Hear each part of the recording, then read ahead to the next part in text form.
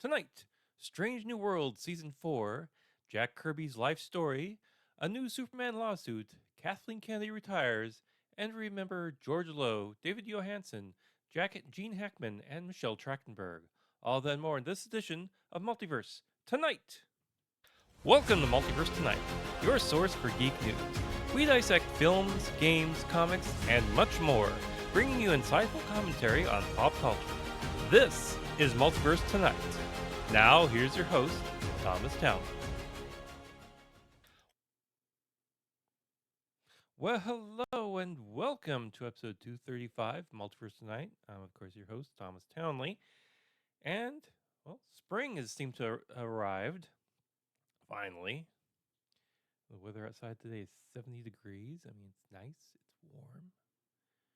Have Comic-Con coming up this next weekend here, the Kansas Comic-Con, the first ever one in Kansas City, which just happens to fall a week before Planet Comic-Con, which I'm not going to this year. I just don't have it in the budget. I mean, they just added Helen Hunt today. Like, that's just, I just have no money to give. I mean, you gotta book a hotel room. You gotta figure out which autographs you're going to get that fall within the budget within your budget. I mean, it is something else. Anyway, let's go on to the Star Trek news.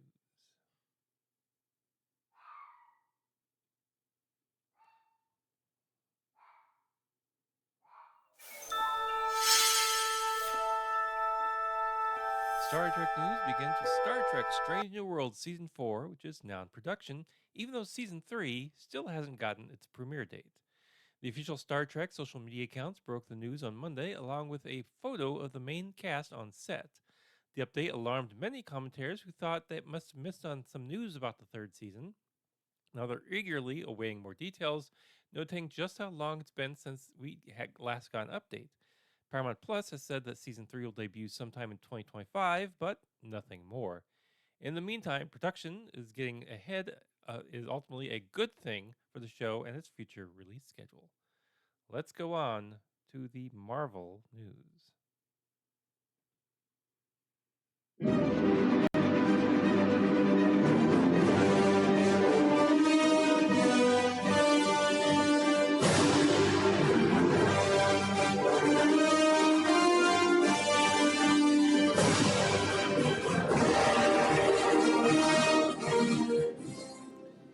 Marvel news begins with Kirby Vision, a definitive feature documentary about legendary comic book artist and creator Jack Kirby, which is in development with acclaimed filmmaker Ricky Stern, who did Joan Rivers, A Piece of Work, UFOs Investigating the Unknown, among others, set to direct.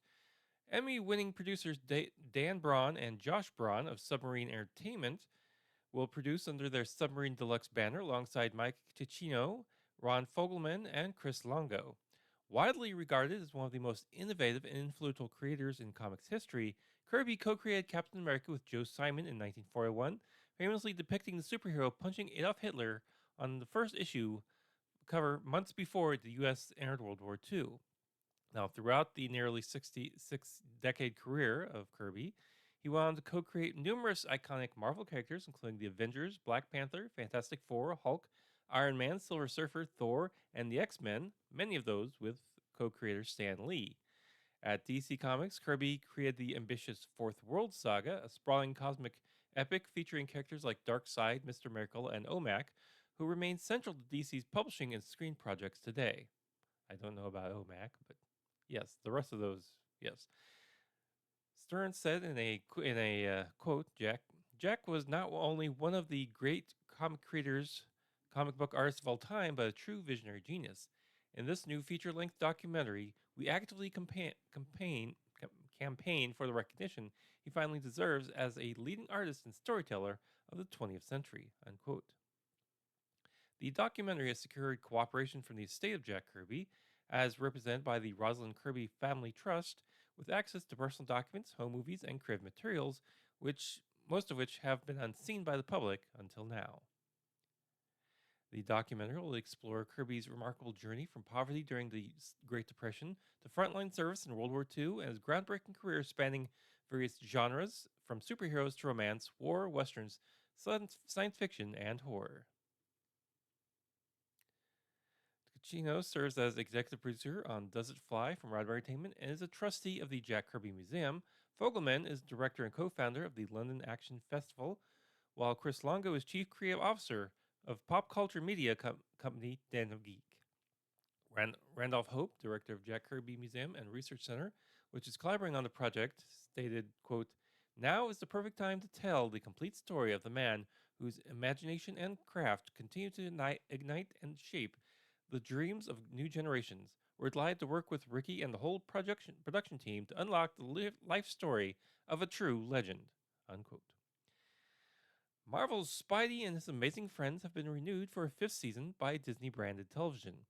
The news comes ahead of season 3, which will air on Disney Junior, and ahead of season 4's summer debut.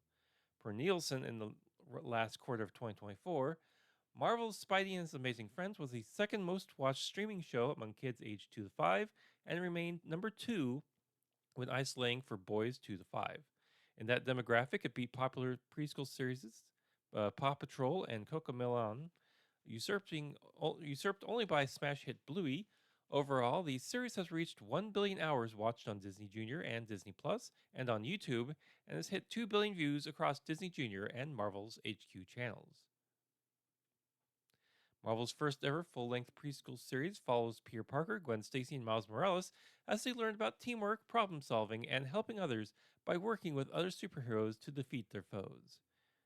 Disney Junior and Marvel Studios produce in association with Atomic Cartoons, with Fall Out Boy's Patrick Stump serving as the show's composer and songwriter and performs the theme song. Now let's go on to the DC Comics news.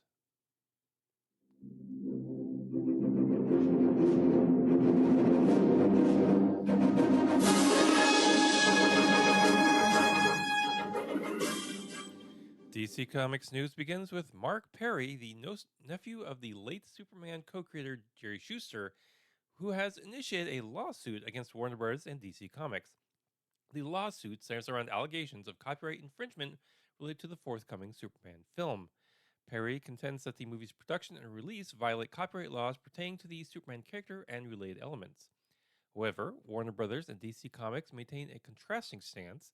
They argue that the copyright issues raised by Perry may have already been resolved in prior court cases. Specifically, they point to the fact that Perry's mother, who is Schuster's sister, signed away all rights to the Superman character following Schuster's death.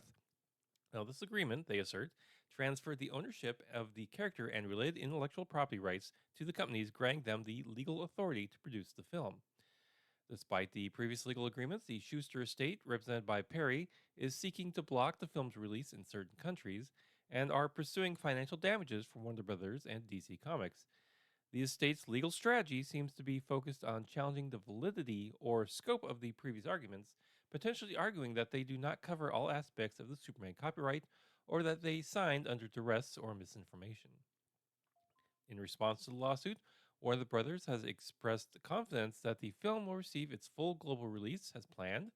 The company believes that the lawsuit lacks legal merit and will ultimately be dismissed by the court. Now, this confidence likely stems from the company's belief in the strength of their previous legal arguments and their conviction that they have the full ownership and control over the Superman character and related intellectual property. Now, the lawsuit represents a complex legal battle over the ownership and control of one of the world's most iconic and lucrative fictional characters. The outcome of this case may have significant implications for the future of the Superman franchise and could potentially set a precedent for similar copyright disputes in the entertainment industry. Neil Gaiman, the renowned author of the acclaimed comic book series The Sandman and numerous other works, has found himself embroiled in a legal battle with his former babysitter, Scarlett Pavlovich. Pavlovich has accused Gaiman of sexual assault and trafficking allegations that Gaiman vehemently denies. Gaiman's defense asserts that his encounters with Pavlovich were consensual and he has provided WhatsApp messages as evidence to support his claim. He contends that Pavlovich is being manipulated by external forces to propagate a false narrative of abuse. Gaiman's legal team has filed a motion to dismiss the lawsuit, arguing that the allegations lack merit and that a U.S. court lacks jurisdiction over events that allegedly occurred in New Zealand. The lawsuit has sparked significant controversy and media attention, given Gaiman's prominence in the literary world. The allegations against him are serious, and the legal proceedings will likely be closely watched by the public. The outcome of the case could have significant implications for both Gaiman and Pavlovich, as well as for the broader conversation around sexual assault and consent. Let's go on to the Star Wars news. Roger, Roger. Kathleen Kennedy, the longtime president of Lucasfilm, is expected to step down at the end of 2025. She intends to retire after her current contract expires, according to a source with knowledge of her plans. A separate source close to Kennedy, however, dismissed the initial report by Puck News as pure speculation and said nothing has been decided. Kennedy joined Lucasfilm in 2012 as co-chair alongside Star Wars creator George Lucas. Shortly after Lucas exited his post, as Disney acquired the company for $4 billion, Kennedy was elevated to the role of president. Now, she's been credited with reviving the property by launching the sequel trilogy, beginning with 2015's Star Wars The Force Awakens, as well as the critically acclaimed 2016 spin off Rogue One. Kennedy has also charted a future of the franchise on streaming with television series such as The Mandalorian and Andor. However, her future with the company behind Star Wars has been a source of speculation over the years. The Force Awakens remains the highest grossing film in domestic box office history, with $936 million and $2 billion globally. But the triad of Skywalker centric blockbusters experienced diminishing returns, with Rise of Skywalker capping off the trilogy in 2019 with a still impressive $1 billion, albeit half as much as The Force Awakens earned a few years earlier. Now, that may have been not much of a big of a deal, but it came a year after the financial failure of 2018's Solo: A Star Wars Story, which became the first Star Wars movie to ever lose money in the theatrical run. At Lucasfilm, Kennedy also oversaw 2023's Indiana Jones and the Dial of Destiny, the fifth and final film in the Harrison Ford-led series. The action adventure, which relaunched the property after 15 years with a catastrophic failure, generating only $383 million globally against a $295 million budget, ultimately losing around $140 million for the studio. Now, Star Wars has struggled to return to the big screen since The Rise of Skywalker, although not for lack of trying.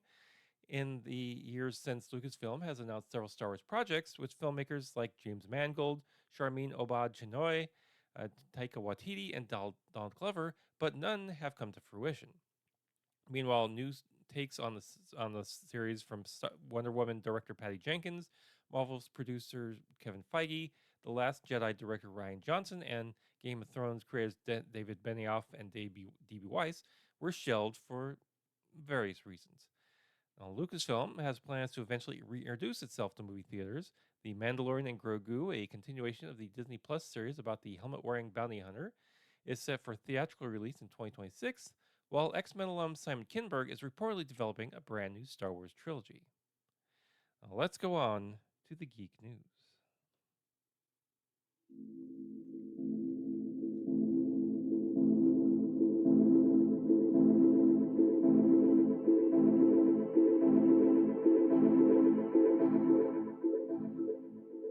Geek news begins with HBO's forthcoming Harry Potter series, which is taking shape with new casting news.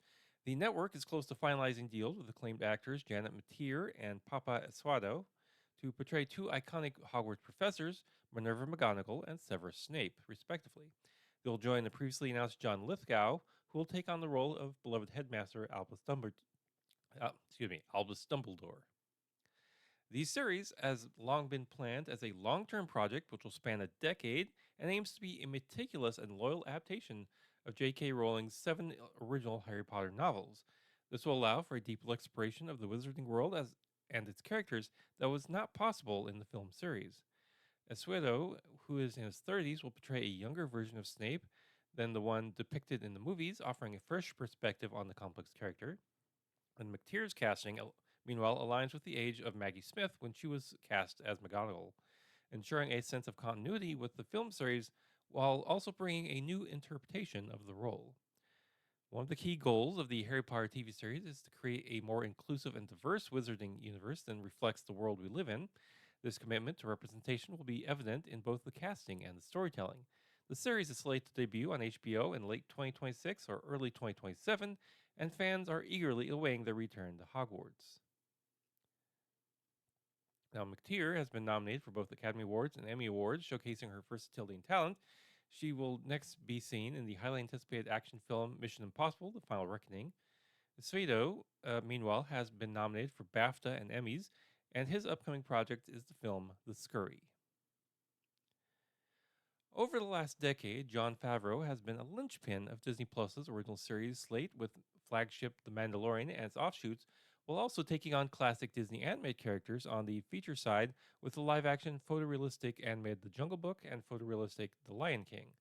Now he is combining the two with a new series in development at Disney Plus. The animation live-action hybrid is about Oswald the Lucky Rabbit, a saucy, self-absorbed bunny. Favreau is writing and producing the project from Walt Disney Studios. Now, Oswald the Lucky Rabbit is very important to the Walt Disney Company. The creation, which bears a close resemblance to Mickey Mouse, has a fractured history with the company and played a pivotal role in the creation of Disney's most famous animated character. Oswald was created in 1927 by Walt Disney and was featured in 27 animated shorts, but after Universal took control of the character in 1928, Disney created a new character as a replacement, Mickey Mouse. Bringing Oswald home has been a priority for Disney CEO Bob Iger, and the Walt Disney Company acquired the trademark in 2006. The character entered the public domain in 2023. Favreau wrote, and exec produced The Mandalorian, which aired on Disney Plus from 2019 to 2023, and also exec produced the Disney Plus spin-offs, The Book of Boba Fett, Ahsoka, and Star Wars Skeleton Crew. Additionally, Favreau produced and directed the upcoming feature offshoot, Lucasfilm's The Mandalorian and Grogu, set for release in May of 2026. Hasbro revealed a new digital version of Monopoly called Monopoly App Banking at the North American International Trade Fair in New York City. This new version modernizes the classic board game as it celebrates its 90th anniversary, replacing paper money and the banker with a mobile app that will handle all transactions. Players scan their bank and property cards into a smartphone or tablet, which will track the money and automate the transactions. This update aims to make gameplay faster and easier by eliminating cash counting and reducing the opportunity to cheat. However, it also removed the traditional math element of Monopoly, which some parents and teachers might cause consternation over. The game board has been redesigned with a kid-friendly theme, replacing the Atlantic City-based properties with locations like a rocket launch pad, a chocolate factory, and a dinosaur park. The app will also include mini games to keep younger players engaged. Monopoly App Banking will be available at most major retailers in August for $24.99. Your mileage may vary, however, with any tariffs that might be imposed. Lionsgate and Lucky Chap's Monopoly movie is also gaining momentum as the studio is cornering the market on one of the town's hottest writing duos. Sources have told Deadline.com that Lionsgate has closed a deal for John Francis Daley and Jonathan Goldstein to write a screenplay based on Hasbro's classic board game. The project is being produced by Lucky Chap, the award-winning production company, and Hasbro Entertainment. So, do you really want to see Monopoly, the movie? Anyone? I'll leave it up to you. FX has added 11 names to the growing cast of Alien Earth: Richie Morjana, Karen Aldridge, Enzo Clienti, Max Reinhardt, Amir Boutros, Victoria Masoma, Tom Moya, Andy Yu, Michael Smiley, Jamie Bisping, and Tanapol Chuzrada. They join previously announced cast members Sidney Chandler, Timothy Oliphant, Alex Lothar, S.C. Davis, David Reichdahl, Samuel Blucken, Ardresh Godwarv, Babu Sazay, Jonathan Adjei, Ariana James, Lily Nemark, Diem Kamali, and Adrian Edmondson. Alien Earth is a prequel series to Ridley Scott's classic 1979 Alien, the first of 9 films in the franchise, with the official logline for Alien Earth reading, Quote, when a mysterious space vessel crash lands on Earth, a young woman, played by Chandler, and a ragtag group of tactical soldiers make a fateful discovery that puts them face to face with the planet's greatest threat. Unquote. Ooh, ah. Jared Padalecki and Misha Collins have joined the fifth and final season of Amazon Prime's The Boys as guest stars, reuniting with their fellow Supernatural alum Jensen Ackles. Now, details of the roles are being kept under wraps. The Boys creator Eric Kripke has long expressed a desire to cast Padalecki on the satirical superhero drama, telling Variety last year, quote, I feel like I have to complete my game of Supernatural Pokemon, and I have my very big one left to catch, unquote. He later told Variety that he was talking to Padalecki about a role in the final season, saying, quote, I love him, and you try to work with people that you love, unquote. Zendaya is taking her talents to the swamp. The mononymous in the mononymous in demand actor has joined Shrek 5 as Felicia, the daughter of Shrek and Fiona. Universal and DreamWorks, the studios behind the animated adventure set in the land of Far, Far Away, released a teaser along with the updated casting news. In the clip, Shrek's trusty sidekick, Donkey, asks, Hey, Magic Mirror, who's the fairest of them all? Unquote. Magic Mirror, the one from Snow White, responds, Why, Shrek, of course. But this Magic Mirror appears to have a distinctly 21st century twist, allowing the Green Ogre to swap between various Gen Z-ified looks as Shrek. This prompts very different reactions from Felicia and Fiona as Shrek raises the question of the hour, who is making this stuff?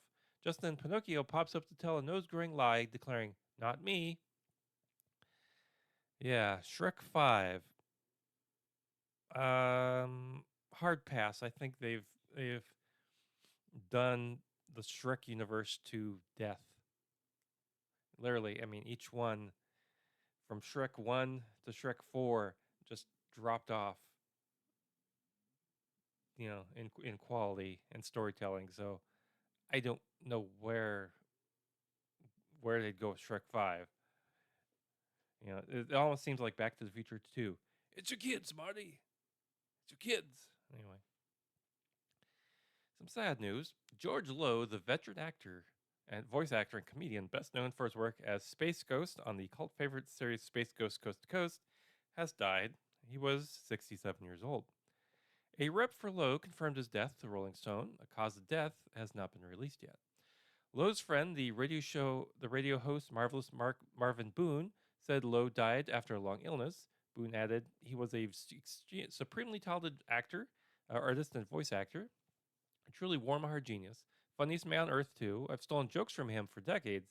He stole some of mine, unquote. Lowe began his career in radio before slowly moving into voice acting during the 80s and 90s. He landed the role of Space Ghost in 1994, taking a 60s-era Hanna-Barbera cartoon and reviving him as the host of a late-night talk show on Space Ghost Coast to Coast. The show premiered on Cartoon Network, but was very much a template for the adult-oriented programming that would come to define Cartoon Network's After Dark affiliate, Adult Swim, when it debuted the following year. Space Ghost Coast to Coast offered a novel take on the classic talk show format with its mix of live action and animation. The interviews between Space Ghost and the very real celebrity guests were often chopped up and edited in irreverent ways, like when Space Ghost got Michael Stipe to say of REM's Shiny Happy People, I hate that song, Space Ghost, to which Space Ghost summoningly replies, Oh, me too, Michael, me too. When the show began, Lowe admitted he often found himself trying to imitate the original voice of Space Ghost, Gary Owens, before eventually finding his own take on the character. While much of the show was scripted, Lowe was also allowed to ad lib, which further helped solidify the show's off-kilter, edgy sense of humor. Lowe told Under the Radar in 2020, quote, We'd do everything that now would get us place-sanctioned, outlawed, and moved to Sri Lanka. It's almost like people embraced all the naughty stuff that you're not supposed to do, so we got away with a lot, unquote. Space Ghost Coast to Coast ran for 11 seasons, with the final episodes airing in 2008. Lowe also voiced Space Ghost and other characters on spin-off shows like Cartoon Planet and The Brak Show, as well as other Adult Swim favorites like Aqua Teen Hunger Force and Robot Chicken. He recently reprised his role in Space Ghost in the most recent episode of Jellystone. During his career, Lowe also lent his voice to shows like Celebrity Deathmatch, Squidbillies, and American Dad, as well as numerous video games, commercials, and TV and radio stations. Again,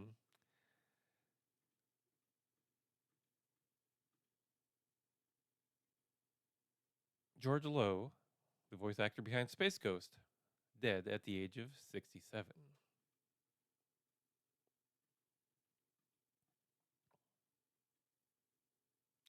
David Johansen, the charismatic frontman of the proto-punk band New York Dolls, and who reinvented himself as the lounge singer Buster Poindexter, enjoyed a diverse acting career, has died at the age of 75. His daughter Leah Hennessy confirmed his passing, saying he died peacefully at his New York home on a Friday.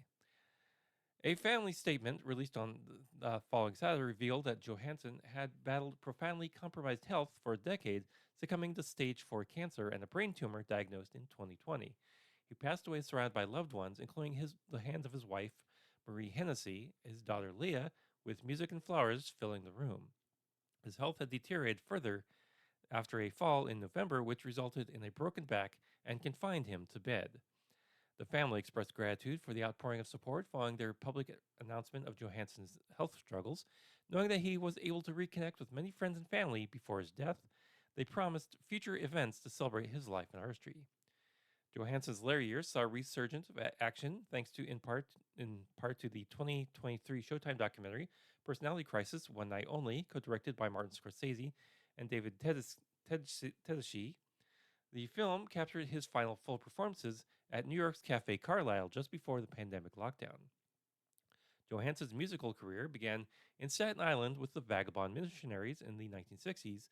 He joined the New York Dolls in 1971, quickly becoming a central figure in the band's groundbreaking sound and image. Their 1973 self-titled debut, produced by Todd Rundgren, showcased their unique blend of glam rock and raw energy, with songs like Personality Crisis influencing generations of punk and rock musicians. Despite critical acclaim, the band struggled commercially and disbanded in 1976. After the Dolls, Johansson pursued a solo career before transforming into Buster Poindexter in the late 1980s, achieving mainstream success with Hot Hot Hot. He also built a notable acting resume, appearing in films like Scrooged and Car 54 Where Are You, and the HBO series Oz. The New York Dolls reunited in 2004 at the behest of Morrissey, leading to further albums and tours. Johansson also hosted David Johansson's Mansion of Fun on Sirius XM Radio, which caught the attention of Scorsese and inspired the documentary. Johansson's versatility and enduring influence were evident throughout his career, and he embraced diverse musical styles from punk to lounge and found success in both music and acting. He was known for his wit and unfiltered personality, which shone through in his performances and interviews. His daughter Leah had publicly shared his health struggles, linked to a fundraising effort through the Sweet Relief Foundation. The family expressed deep appreciation for the support they received. Johansson's death marks the passing of the last original members of the New York Dolls, following the deaths of Sylvian, Arthur Kane, Jonathan Thunders, Jerry Nolan, and Billy Marcia. He is survived by his wife Maria Hennessy and their daughter Leah. Again, David Johansson dead at the age of 75. Two-time Oscar winner Gene Hackman, age 95, and his wife Betty Arakawa, 64, were found deceased in their Santa Fe, New Mexico home on February 26, 2025. Santa Fe County Sheriff Adrian Mendoza confirmed the deaths along with that of one of their dogs.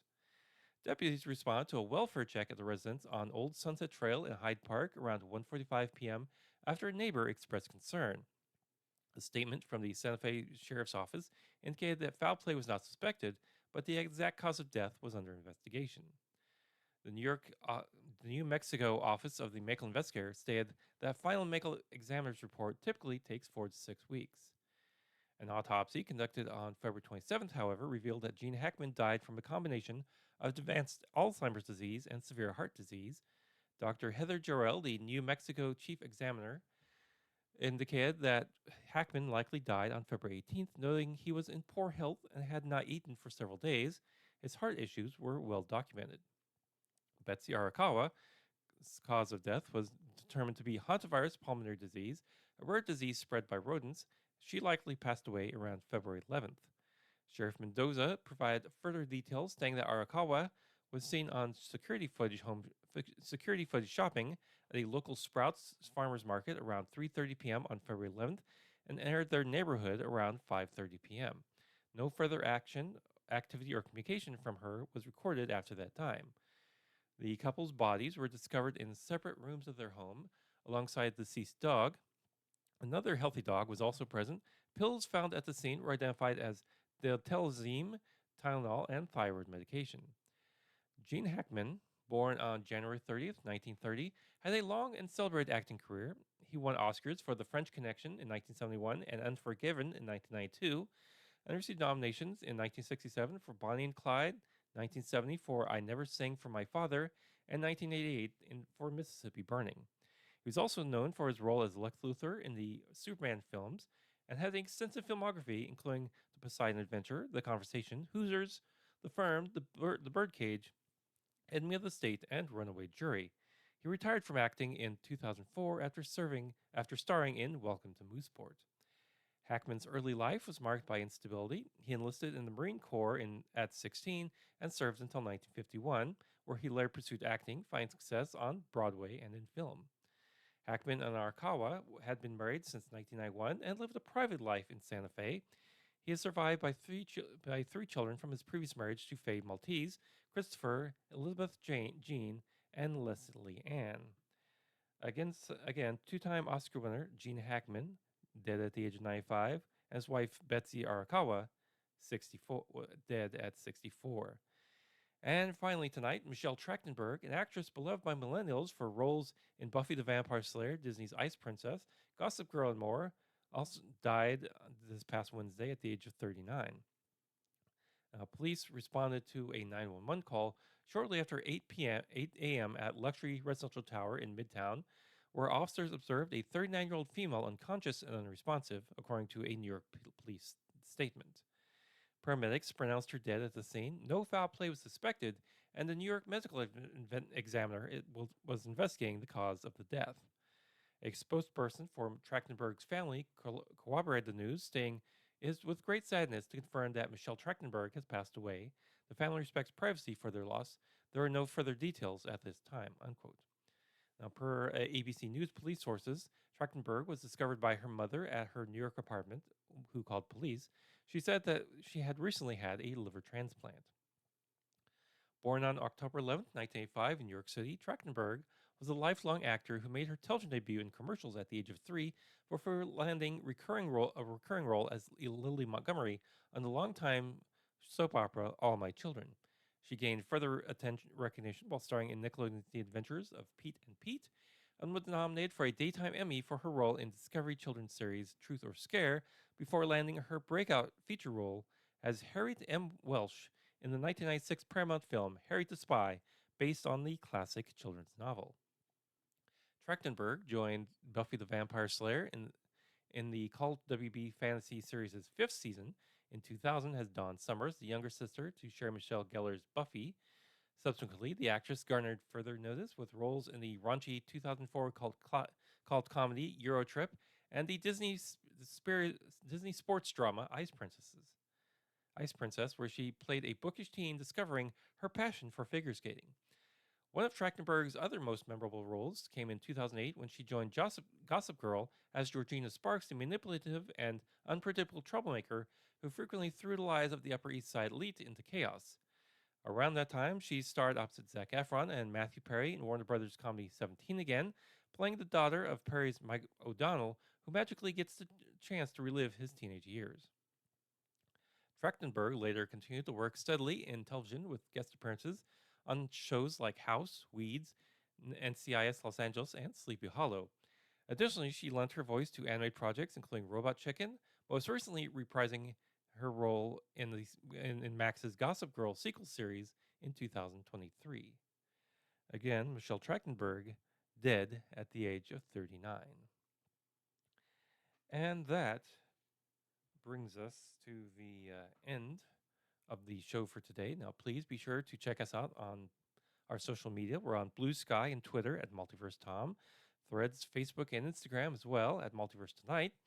If you've gotten some value out of the show and like to pay it back, head on over to multiversetonight.com and where you'll find our Patreon and Ko-fi links. Check out our show notes, visit our TeePublic store. You can leave some feedback and so much more. And if this is your first time listening, thank you and welcome. Go ahead and hit that subscribe button and share us with others.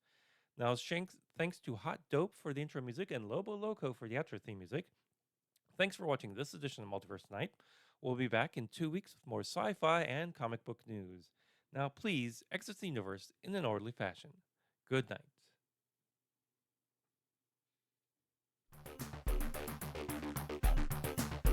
Multiverse Tonight is a production of Half Big John Productions. Copyright 2025. All rights reserved. This podcast is part of the Pop Culture Culture Podcast Network. Find more about Pop Culture Culture at popcultureculture.com.